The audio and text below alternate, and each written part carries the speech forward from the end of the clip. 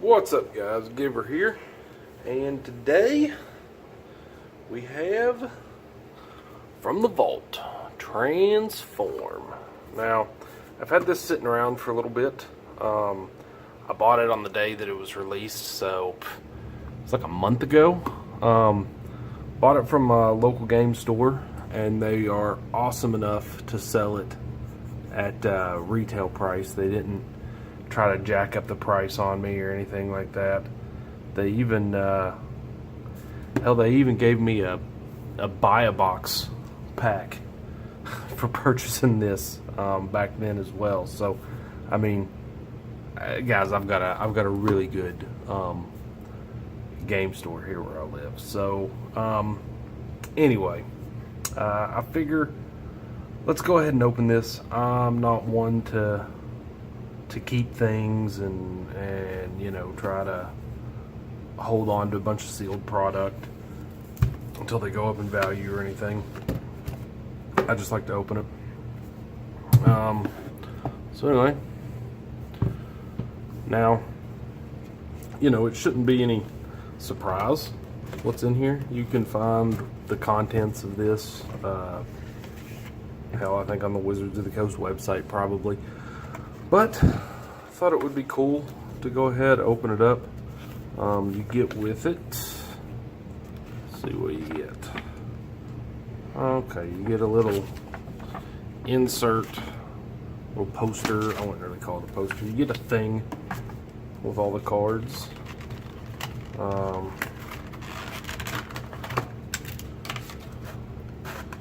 You get a nifty little die here that's got the from the vault Transform symbol. That's kind of cool. So we'll set this here with all the rest of these. And you get these 3 little packs of cards. And let's go ahead and open these up. Take a look at them. Now, one thing I'm interested in is I've seen a lot of complaints of these things being like crazy off center, printed crooked, cockeyed, everything else. I can already see my door. Well, we're gonna open these anyway. Let's just open them. We'll take a look at them. If there's anything crazy wrong with them, you know, you can always contact Wizards of the Coast, and they will, you know, get your replacement. So we'll see. So first package here.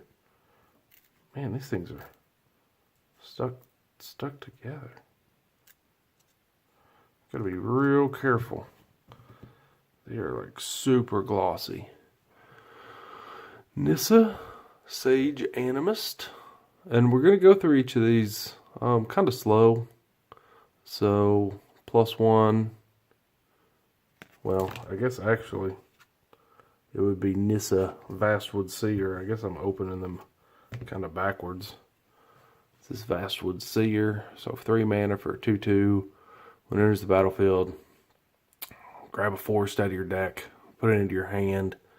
When a land enters the battlefield under your control, if you have 7 or more lands, exile this and transform her. And so she goes from just being some crazy elf in a tree to Nissa the Planeswalker. Ah.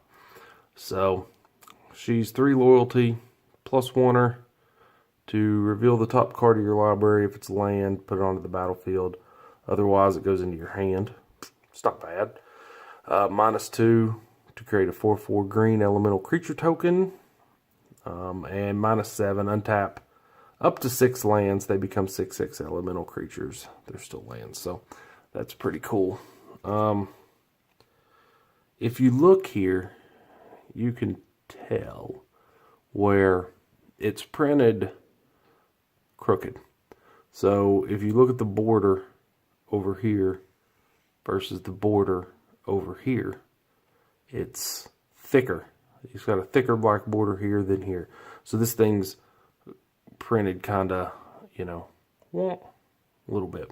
Now, some people might get bent out of shape over that. I don't. I really don't care. That's not something that would bother me too much. So, there it is. These cards, they feel like they've got like a really high gloss to them, which makes them feel a little bit stiffer than normal. It almost seems like maybe there's too much gloss on them because they are sticking together in the pack. I saw online some people saying things like they were so stuck together when they pulled them apart, it pulled the part of the card underneath. It was pretty bad, but I don't know. I'm not even going to speculate. So anyway, the next one. We have a Delver of Secrets, 1 mana for 1/1. At the beginning of your upkeep, look at the top card of your library, reveal that card. If it's an instant or sorcery, you transform him. So you for 1 mana with a 1/1. And then all of a sudden you've got a 3/2 flyer. So, you know, it's a pretty, again, you can see it real well on the camera there. It's crooked. But anyway, this is just it's a good card. There's not a whole lot you can say about Delver of Secrets that hasn't already been said. So next we got Gisela, the Broken Blade, 4 mana for 4/3. Flying first strike, lifelink. At the beginning of your end step, if you both own and control Gisela, the Broken Blade, and a creature named Bruna, the Fading Light, exile them, meld them into Brisela, Voice of Nightmares.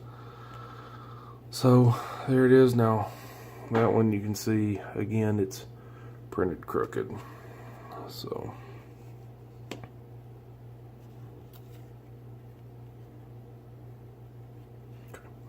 so next we got Jace, Vryn's Prodigy, 0/2 for 2, draw a card, discard a card. If you've got 5 or more cards in your graveyard, exile them, transform them to Jace, Telepath, Unbound. Man, look at the foiling. These cards are really nice. If it wasn't for them being printed crooked like that, these things would be amazing. So +1, target creature gets -2, -0. For -3, you cast an instant or sorcery card from your graveyard, and then it's exiled, and at -9, you get an emblem. Whenever you cast a spell, target opponent puts the top 5 cards of the library in the graveyard. So, Jace doing Jace stuff.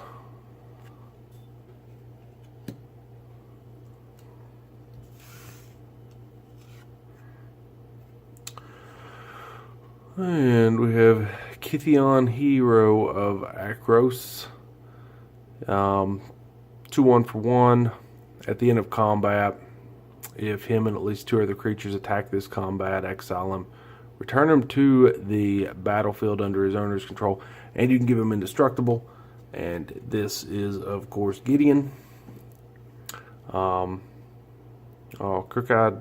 cockeyed Gideon. So, starts with 3 loyalty, +2, up to 1 target creature an opponent controls attacks Gideon Battleforged during its controller's next turn, if able. +1, target creature gains indestructible, untap that creature. And for 0 until end of turn, Gideon Battleforged becomes a 4/4 human soldier creature with indestructible that's still a planeswalker, and prevent all damage that would be dealt to him. So it's a pretty cool planeswalker there. Dope. Alright.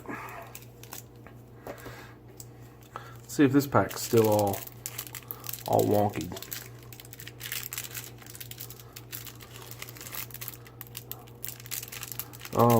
Anybody play at the store championship today? This is actually Saturday the 30th that I'm filming this. I don't know when I'll get to upload it, but let me know if anybody played in the store championship. Let me know how it went, how you did. I actually played today with my standard deck. It was a 4-color energy deck, and I got second place. Lost out in the final round to, actually it was somebody's homebrew. Had a bunch of these crazy like 5/4 crocodiles with haste that he just kept copying with these Skinali skin shifters or Tivanali skin shifters or something. Just freaking crocodiles coming at me all over the place. It was crazy, but it was a lot of fun. It was a lot of fun. So anyway, whoop, wrong way. Nope, we're the right way. We're the right way. So, Garrick, and actually this looks pretty good. It's nice and centered. It's not all weird. So, okay. So for 4 mana, you get a 3 loyalty planeswalker. When he has 2 or fewer loyalty counters on him, transform him. For 0, he deals 3 damage to target creature. And then that creature deals damage to him, and then you can create a 2/2 green wolf creature token. So you gotta play kinda smart. With him, you almost have to kind of throw him at an opponent's creature that's not going to kill him, but it's going to knock him down enough so that you can turn him into this Garrick the Veil Cursed, whatever. So, +1, create a 1/1 black wolf creature token with that touch. -1, sacrifice a creature. If you do, search your library for a creature card, reveal it, put it into your hand. And -3 creatures you control gain trample and get +X/+X, where X is the number of creatures in your graveyard. It's kind of weird. I wasn't around when this card was actually a thing, but so he's got like a 3 loyalty there, but then when you transform him, like, what does he got? Does he just keep whatever he had? Or any? Yeah, the other ones. Oh, well, but the other ones aren't planeswalkers. Don't start out as planeswalkers. So I don't freaking know. I'm dropping these things. Anyway.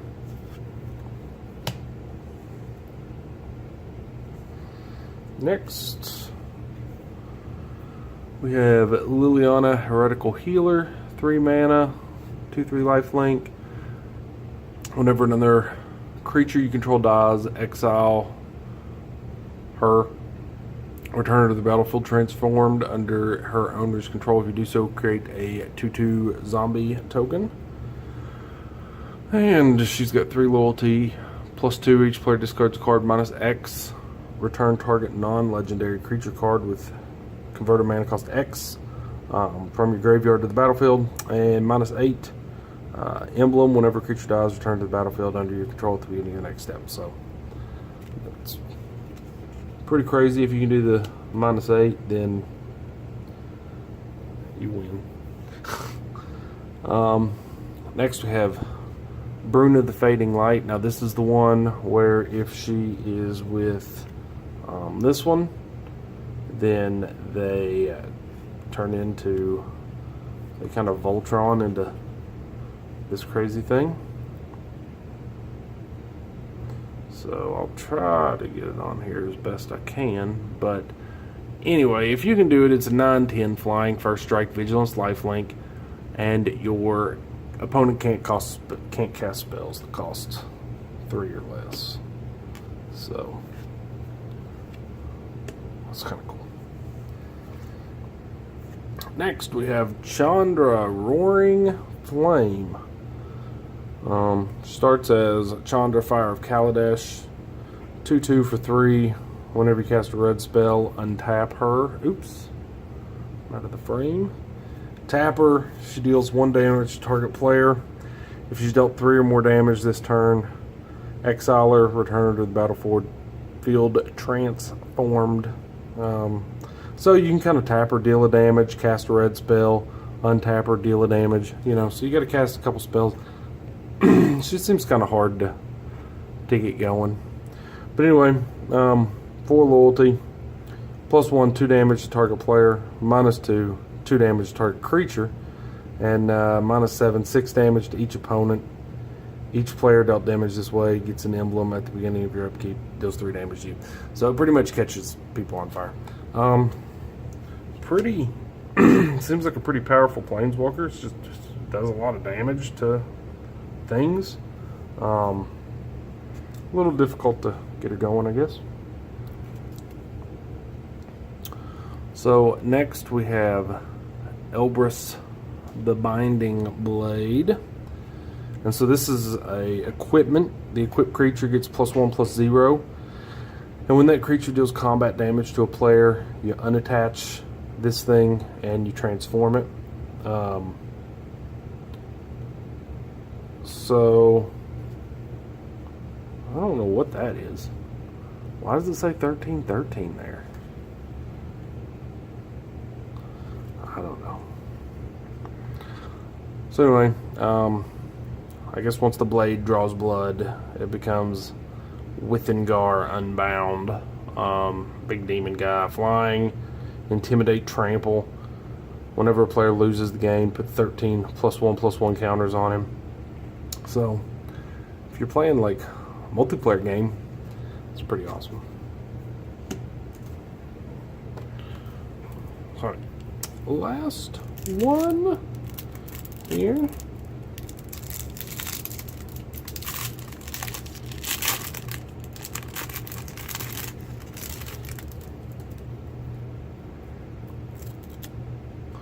You hear that? Listen. Hear that? I swear there's all that like lacquer or something on these cards.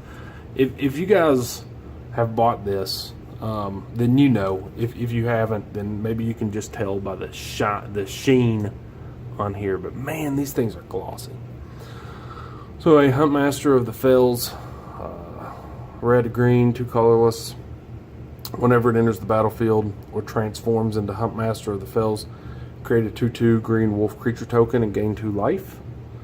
At the beginning of each upkeep, if no spells were cast last turn, transform it into a 4/4 trampling werewolf. And whenever it transforms into Ravager, it deals 2 damage to an opponent, 2 damage to a creature.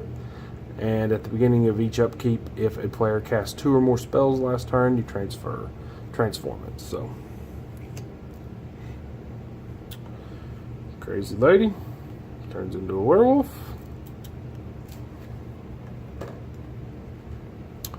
So we got Archangel Avacyn, 5 mana, 4/4, flash flying vigilance. When it enters the battlefield, creatures you control gain indestructible until the end of the turn. It's cool. And when a non-angel creature you control dies, transform her at the beginning of the next upkeep. And so when something dies, she becomes Avacyn the Purifier. I don't know what happens to her. I don't know the story, but she kind of seems to go crazy. She's now a 6/5 flying, and when it transforms into Avacyn the Purifier, it does 3 damage to each other creature and each opponent. So it just kind of goes off. It's like, I'm pissed you destroyed my Samite healer. I'm going to blow up everything. Whatever. Samite healer. What? Of all the cards, that's the first thing that popped into my head. So this is a fairly recent card, Argyl's Bloodfast. It's not very good, I don't think. 2 mana enchantment, pay 2 life, draw a card at the beginning of your upkeep. If you have 5 or less life, you can transform it. It transforms into the Temple of Aklazotz. Adds a black to your mana pool, or you can sacrifice a creature, you gain life equal to its toughness. So you basically you kill yourself to draw a bunch of cards, and then you get dangerously low on health, and then you start sacrificing things to go back up. I don't know. probably tell me that it's good, but I think it's kind of junk. So, Island Cord, green to red, 2 colorless for a Planeswalker. 3 loyalty, simple Planeswalker. Give it the +1 ability is until the end of turn, up to 1 creature gets +2/+2, Vigilance and Haste. And the 0 is a 2/2 Wolf creature token. If you do the Wolf, you form her, and oh my goodness, just like everything else, she's a friggin' werewolf. So, when she's in werewolf form, +1 creatures you control get +1/+1, trample until end of turn, -1, deals 3 damage to target creature or player, and then you transform her back to a human. -6, you get an emblem with creatures you control have haste and tap them. This creature deals damage equal to its power to target creature or player. So, that's pretty ridiculous. And the next one that we have, last one, is a Bloodline Keeper, 2 black, 2 colorless, 3/3 flying. Tap it to create a black vampire creature token with flying, which is a good ability. And black, transform it. Activate this ability only if you control 5 or more vampires. So pretty simple. You use it to make a bunch of vampires, then you try to transform it. When you transform it, then other vampire creatures you control get +2/+2, and again you can make 2/2 black vampire creature tokens. So by the time you transform it and this +2/+2 becomes relevant, you've already got kind of an army of vampires. So it's kind of cool. So there it is. That is from the Vault Transform. Pretty cool.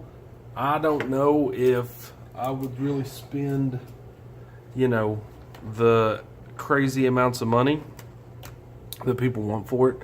I think these go anywhere from $70, $80 maybe online. Definitely a good pickup at $35. But I don't know. It just depends on if you like the cards, if you like to collect them. I'll never play with these. These are going to go straight into sleeves, straight into a binder for the collection. But yeah, that's it. It probably would have been worth a lot more to keep it, in the box. But that's not what I'm all about. I open these things. I don't just keep them in boxes. I don't see the point. So anyway, that's all I got, guys. I hope you enjoyed the video. Hope you enjoyed kind of seeing the cards, going through what they all do, and hopefully you can find one of these for a pretty cheap price. I think it's pretty cool. Super glossy, so watch out. I would just be very careful when you first pull them out of the packs, not to just immediately start ripping them. Try to bend them a little bit and get the gloss to kind of naturally unstick from itself, because I have heard people saying that some of them are stuck together and they try to pull them apart and it bends the cards or breaks the cards or it pulls the gloss off the cards, that kind of thing. You might get some that are a little off center. It looks like one of my packs were, but the rest of them seem to be okay. So I'm good with that. So yeah. And if you do have some that are messed up, don't forget you can contact Wizards of the Coast and they'll replace that for you. So anyway, I've rambled on long enough. I appreciate you guys watching. If you like the videos, give it a like, give it a subscribe, and we'll talk to you guys later. Peace.